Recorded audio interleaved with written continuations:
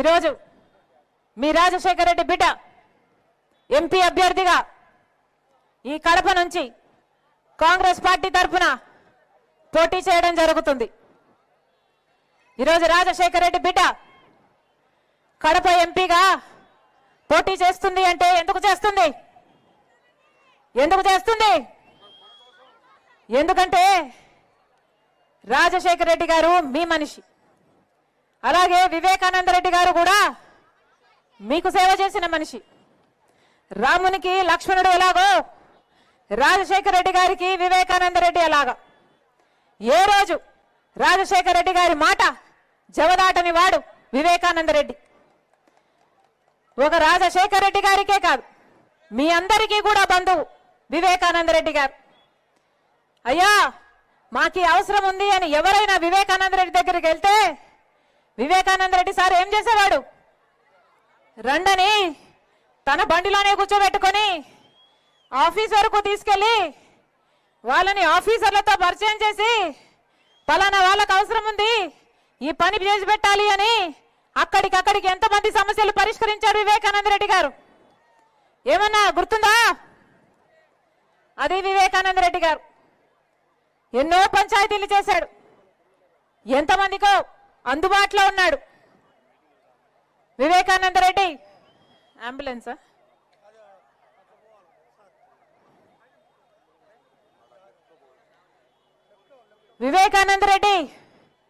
వివేకానంద రెడ్డి గారు మీ మనిషి, ప్రజల మనిషి, ప్రజలకు అందుబాటులో ఉన్న మనిషి, ప్రజలకు పనికొచ్చిన మనిషి.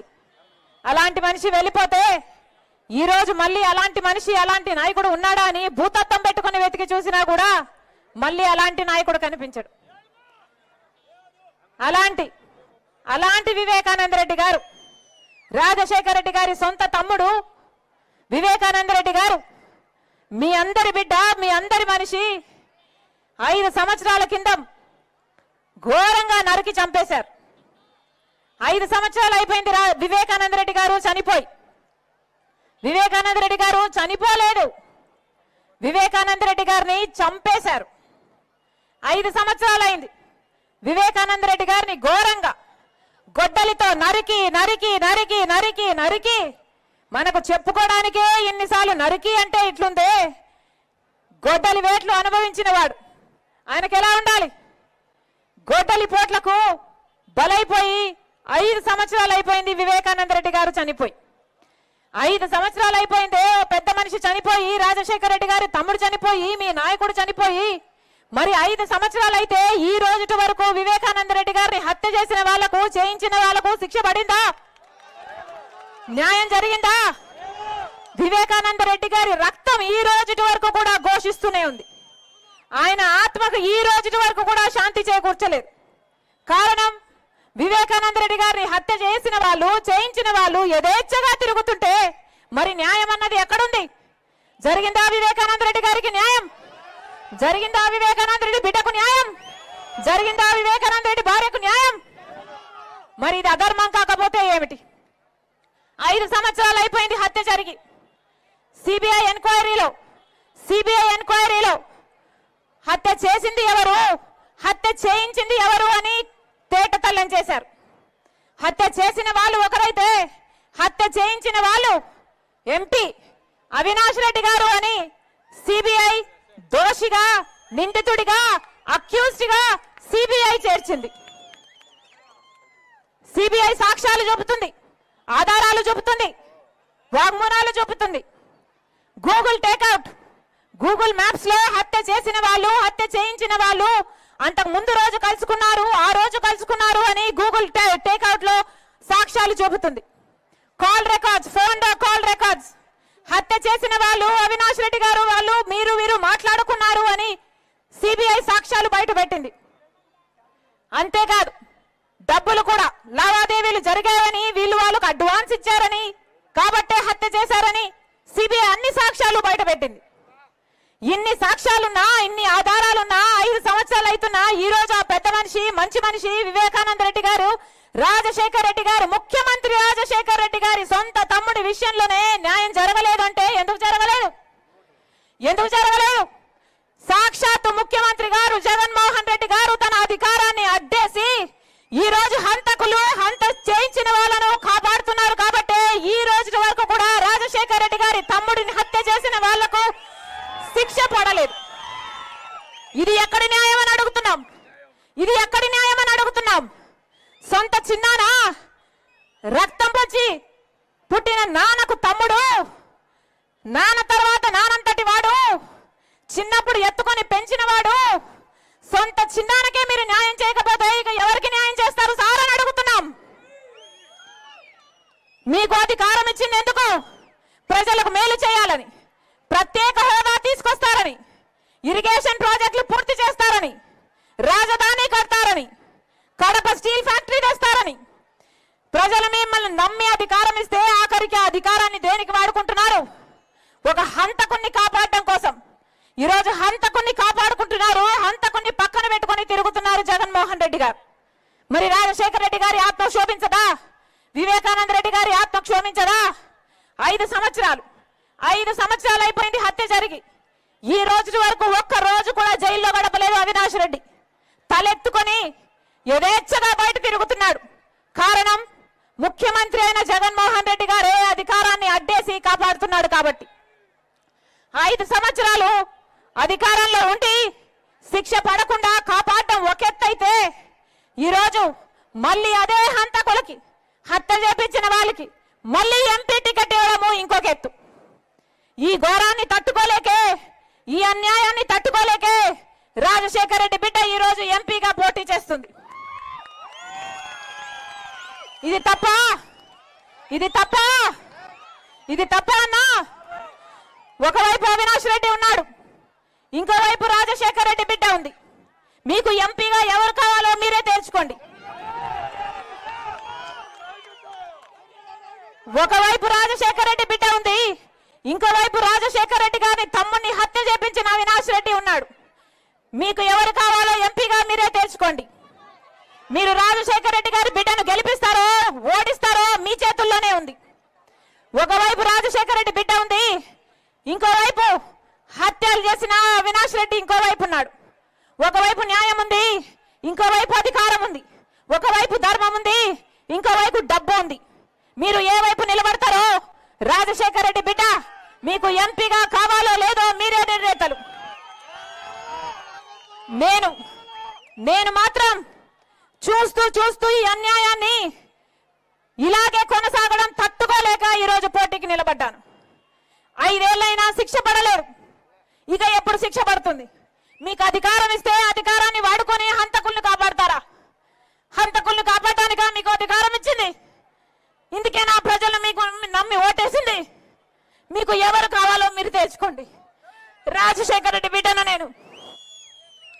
పులి కడుపున పులే పడుతుంది. ఎవరికి భయపడేది కాదు, అన్యాయాన్ని సహించేది కూడా కాదు. మీరు తేల్చుకోండి. మీకు రాజశేఖర రెడ్డి బిడ్డ కావాలో, హత్యలు చేసిన అవినాష్ రెడ్డి కావాలో మీరు తేల్చుకోండి. జగన్మోహన్ రెడ్డి గారికి చెప్పాల్సిన బుద్ధి చెప్పండి. అవినాష్ రెడ్డిని ఓడించండి, రాజశేఖర రెడ్డి బిడ్డ గెలిపించండి. రాజశేఖర రెడ్డి బిడ్డ మీకు మాటిస్తుంది. ఈ రాజశేఖర రెడ్డి బిడ్డను మీరు గెలిపిస్తే మీ బిడ్డ అవుతుంది, మీ బిడ్డ అవుతుంది, మీ బలం అవుతుంది, మీ బాధ్యతను తన భుజాన వేసుకుంటుంది, మీకు అందుబాటులో ఉంటుంది, మీరు పిలిస్తే పలుకుతుంది. రాజశేఖర రెడ్డి గారు, వివేకానంద రెడ్డి గారు సేవ చేసినట్టుగా రాజశేఖర రెడ్డి బిడ్డ మీకు సేవ చేయాలనుకుంటుంది.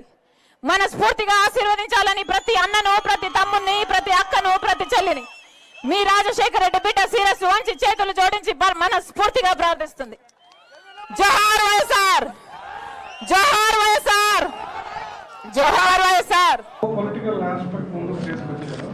2009లో రాజశేఖర రెడ్డి గారు చనిపోయిన వెంటనే Pulivendula seat by election me father అడిగారు, అది కుదరదని అప్పుడు ఒక గొడవ అయిందని చెప్పి షర్మిల న్యూ ఇష్యూస్.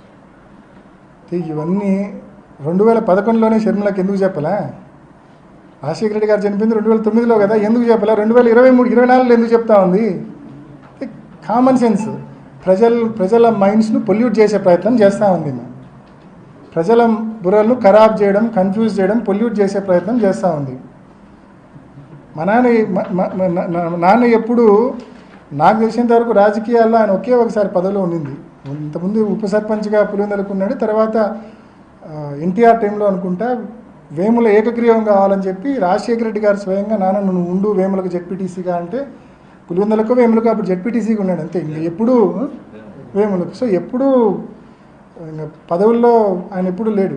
ఆయన ఎప్పుడు పెద్దగా కోరింది కూడా లేదు పదవులు కావాలని.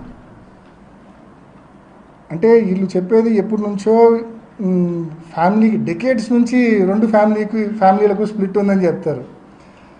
అంటే మా నాన్న వివేకానంద రెడ్డి గారి గెలుపు కోసము అండ్ 2 సార్లు ఎమ్మెల్యే ఎంపీ ఎన్నోసార్లు వివేకానంద రెడ్డి గారి గెలుపు కోసం మా నాన్న కృషి చేసినాడు, కష్టపడినాడు. మా నాన్న కూడా పులివెందుల్లో ఒక 2-3 మండలాలు చూసుకుంటా అన్నాడు. సో ఈ సడన్గా ఈరోజు వచ్చి మా ఎన్నో డెకేడ్స్గా మాకు వాళ్ళకు మధ్య విభేదాలు ఉన్నాయని చెప్పడం అనేది హాస్యాస్పదంగా అనిపిస్తుంది. అంత విభేదాలు ఉంటే ఏంటికి కానీ నాకు ఫస్ట్ ఫోన్ చేసింది ఎందుకు చేసినారు మీరే కదా చేసింది నాకు ఫస్ట్ ఫోన్ ఏంటికి చేసినట్టు? అంత విభేదాలు ఉన్న వ్యక్తికి చేయకూడదు కదా. సో ఏదన్నా మాట్లాడితే అర్థం ఉండాలి, అంటే అర్థం లేకుండా మాట్లాడకూడదు. అండ్ మరీ ముఖ్యంగా చెప్తున్నా వివేకం సారు చనిపోయే రోజు కూడా నా కోసం పనిచేసినాడు, మనస్ఫూర్తిగా చెప్తున్నా. ఈరోజు ఎంపీ టికెట్ను ఒక మోటివ్గా చూపించడము అంతకంటే నీచం ఉండదు. చనిపోయే రోజు 2014 చివరి రోజు ప్రచారం మీరు ఒకసారి చూడండి. డెకేడ్స్ నుంచి విభేదాలు ఉన్నాయని మా అక్కలు చెప్తా ఉన్నారు. కానీ వివేకం సార్ పాపం ఎప్పుడూ అట్లా లేడు. 2014 చివరి రోజు వేంపల్లె టౌన్లో తిరిగినాం. మీ దగ్గర పాత వీడియోలు అంటే తీసి చూడండి. వేంపల్లె టౌన్లో 3 గంటలు ర్యాలీ చేసి వేంపల్లె అడ్ రోడ్లో ఆయన ప్రసంగించినాడు. ఆ 3 గంటల ర్యాలీలో కావచ్చు అడ్ రోడ్లో కావచ్చు ఆయన ఒక 10 సార్లు చెప్పినాడు, నా 2 కొడుకులను జగన్ను అవినాష్ను గెలిపిండి రామలక్ష్మణ్ను గెలిపిండి అని 10 సార్లు చెప్పినాడు ఆ మీటింగ్లో. ఇష్టం లేకుండా చెప్తారా అట్లా? సాధ్యమా మనిషికి చెప్పడం అట్లా? మనస్ఫూర్తిగా పాపం ఆయన అంత బాగా మనకు చెప్తే చివరి రోజు కూడా ఇందాక సుంతక్క మాట్లాడిన చనిపోయిన తర్వాత 10 రోజుల్లో మాట్లాడిన వీడియో ఇందాక మీకు వినిపించా. ఏమని చెప్పింది? వాళ్ళ నాన్న ఏం చేస్తానని చెప్పింది? చివరి రోజుల్లో అవినాష్ గెలుపు కోసము జగనన్న గెలుపు కోసము తిరుగుతూ ఉన్నాడని చెప్పింది స్పష్టంగా. నేను సునీతక్కను సిబిఐని క్వశ్చన్ చేస్తూ ఉన్నాను. మడూరు గ్రామంలో 300 ఇల్లు ఆ రోజు డోర్ టు డోర్ తిరిగినాడు. చాపాడు మండలం మడూరు గ్రామంలో 300 ఇల్లు డోర్ టు డోర్ పెదనాన్న తిరిగినాడు ఆ రోజు వివేకం పెదనాన్న. ఇంటింటికాడ కరపత్రం ఇచ్చినాడు. కింద రఘురామరెడ్డి ఎమ్మెల్యే ఫోటో, కింద ఎంపీ అభ్యర్థి ఫోటో అవినాష్ రెడ్డి. ఇంటింటికాడ కరపత్రం ఇచ్చినాడు. 300 ఇల్లు తిరిగినాడు. ఎంపీగా నన్ను గెలిపిమని, ఎమ్మెల్యేగా రఘురామరెడ్డి గారిని గెలిపిమని. అంటే నా కోసం తిరిగి గెలిపిమని అడిగే వ్యక్తితో అంటే ఏ రకంగా వీళ్ళు ఎంపీ టికెట్ను మోటివ్గా చూపిస్తున్నారో అర్థం కావడం. అంటే లాజిక్ లేదు, సెన్స్ లేదు. అండ్ తిరగడమే కాదు. సో నేను సిబిఐని అడుగుతా ఉన్నా, ఆ 300 గడపల్లో కనీసం ఒక్కరినన్నా పోయి అడిగినారా మడూరు గ్రామంలో మీరు? వివేకానంద రెడ్డి చివరి రోజు ప్రచారం చేసిన గ్రామానికి సిబిఐ కానీ సొంతక్క కానీ పోయి అడిగినారా? ఒక్కరినన్నా అడగల. ఎందుకు అడగల? వీళ్ళకి కావాల్సిన ఆన్సర్లు వాళ్ళు చెప్పరు కాబట్టి. సింపుల్. రెండోది, ఎమ్మెల్సీ ఎన్నికల గురించి విమర్శ చేస్తారు. 834 మంది ఓటర్లు ఉన్నారు అబ్బా ఎమ్మెల్సీలో ఏదో బ్యాక్ స్టాప్ చేసినామని నిందేసినారు. అంటే success has many fathers, failure is orphan అన్నట్టు ఫెయిల్యూర్ అయినప్పుడు ఈ రకంగా నిందలు పడతాయి అనుకోండి. ఇంత సిన్సియర్గా పనిచేసినా పడతాయి అనుకోండి. అయితే ఆ రకంగా నిందేసిన తర్వాత 830 ఎందుకు గాను సిబిఐ కేవలం సునీతకు అలిగేషన్ చేయడమే కానీ కనీసం ఒక్క ఓటర్నన్నా పిలిచి సిబిఐ అవినాష్ మాకు అట్లా చేయమన్నాడు, బ్యాక్ స్టాప్ చేయమన్నాడు అని చెప్పించినారు. ఫోని గెలిచిన బీటెక్ రవే లాస్ట్కి చెప్పలేదు కదండి.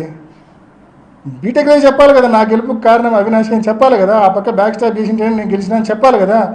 టిల్ డేట్ ఆయనే చెప్పలేదు కదండి కనీసము. మీ నాన్న మీద అనైతికంగా అక్రమంగా గెలిచిన బీటెక్ రవి ఈరోజు మీకు మంచోడు, ఒక కిరాయి మైక్. ఈరోజు మీ నాన్న కోసం ఎన్నో ఎలక్షన్లు కష్టపడి పనిచేసిన మేము ఈరోజు మాతో విభేదాలు ఉన్నాయి, family disputes for the past decades అని చెప్పి మా మీద అంటారు. లాజిక్ ఉందా, సెన్స్ ఉందా మీరు మాట్లాడే దాంట్లో అని చెప్పి నేను క్వశ్చన్ చేస్తా ఉన్నాను. సిబిఐ కూడా ఎందుకైనా మడూరులో 300 ఇల్లు పెదనాన్ని తిరిగితే 300 గడపల్లో ఒక్కరిని కూడా పిలిచి ఎందుకు ఇన్వెస్టిగేట్ చేయలే? ఎందుకు కానీ ఎమ్మెల్సీ ఎన్నికల్లో 834 ఓటర్లు ఉంటే ఎందుకు కానీ ఒక్కరిని కూడా ఇన్వెస్టిగేట్ చేయలే? ఆ రోజు ఉదయం జమ్మలమడుగులో జీకే కొండారెడ్డి పార్టీ జాయినింగ్ నేను ఇంటికి పోవాలా, ఎందుకు కానీ కొండారెడ్డిని కానీ ఆ రోజు జాయిన్ అయిన వాళ్ళని కానీ ఒక్కరిని కూడా పిలిచి ఆ రోజు ఎంపీ రావాల్సి ఉందా లేదా అనేది ఒక్కరిని కూడా ఎందుకు ఇన్వెస్టిగేట్ చేయలే? దిస్ ఈజ్ లోపభూయిష్టమైన ఇన్వెస్టిగేషన్, ఫాల్స్ ఇన్వెస్టిగేషన్. ఇంత లోపాలతో కూడిన ఇన్వెస్టిగేషన్, నేను ఎన్నో లోపాలు మీ ముందు ఇప్పుడు ఎత్తి చూపిన, ఇంత లోపాలతో కూడిన ఇన్వెస్టిగేషన్ను బేస్ చేసుకొని మనుషులను టార్గెట్ చేసి సంవత్సరాలు మనుషుల్ని లోపలేసే ఇది జరుగుతుందంటే ఒక్కసారి ఆలోచించండి. న్యాచురల్ జస్టిస్ అనేది నిజంగా సామాన్యుడు సుంతక్క మాదిరి ఒక మాదిరి స్టేట్మెంట్ ఇచ్చి మళ్ళా పోయి నెల తర్వాత పోయి నా అది కాదు నేను మర్చిపోయినా తూచంటే ఒప్పుకుంటారు. ఇంకొకరైతే సామాన్యుడికి సాధ్యమా? అది మా సుంతక్క లాంటి వాళ్ళకు సాధ్యం. అది దస్తగిరి లాంటి అప్రూవర్లు చేయడం సామాన్యులకు సాధ్యమా? మా సుంతక్కకు సిపిఐకి అయితే సాధ్యం. కాబట్టి ఏది ఏమైనా వీళ్ళు ఎన్ని కుట్రలు చేసినా, చంద్రబాబు కుట్రల్లో కుతంత్రాల్లో భాగంగా వీళ్ళు ఏమి చేసినా సరే న్యాయ వ్యవస్థ మీద సంపూర్ణమైన విశ్వాసం ఉంది. ఆ వ్యవస్థ మీద ఉన్న విశ్వాసంతో చెప్తా ఉన్నా, తప్పకుండా 100% ఎటువంటిది ఈ కేసులో పసే లేదు. ఇందాక నేను చెప్పిన హియర్స్ ఎవిడెన్స్ కావచ్చు, నేను చెప్పిన గూగుల్ టేక్అవుట్ కావచ్చు, అదేవిధంగా వాట్సాప్ టైం స్టాంప్స్ కావచ్చు, మీకు వివరంగా ఎక్స్ప్లెయిన్ చేసిన ఎటువంటి పసలేని విమర్శలు, అంతా assumptive, presumptive, creative, no facts. So స్పష్టంగా ఈ వాస్తవాలను గమనించి ప్రజలకు చేరవేయవలసిందిగా మిమ్మల్ని అందరినీ కూడా మనస్ఫూర్తిగా నేను మనవి చేసుకుంటూ ముగిస్తా ఉన్నా. రాజశేఖర రెడ్డి గారి ఆశీస్సులు, వివేకానంద రెడ్డి గారి ఆశీస్సులు, వీళ్ళు అన్యాయంగా అక్రమంగా జైల్లో వేసిన మా తండ్రి ఆశీస్సులు, అందరి ఆశీస్సులు జగనన్నకు నాకు తప్పకుండా ఉంటాయని చెప్పి కూడా గట్టిగా నేను తెలియజేస్తా ఉన్నాను. వివేక మర్డర్ కేసు ఒక మేజర్ పోల్ ఇష్యూగా కడప పార్లమెంట్లో it has come out. And one side me sisters campaign చేస్తున్నారు మీకు ఓటు వేయొద్దని. ఒక 1 వీక్ క్యాంపెయిన్ తర్వాత మిమ్మల్ని మార్చబోతున్నారు అన్న ఒక ఆస్పెక్ట్ కూడా తెచ్చారు.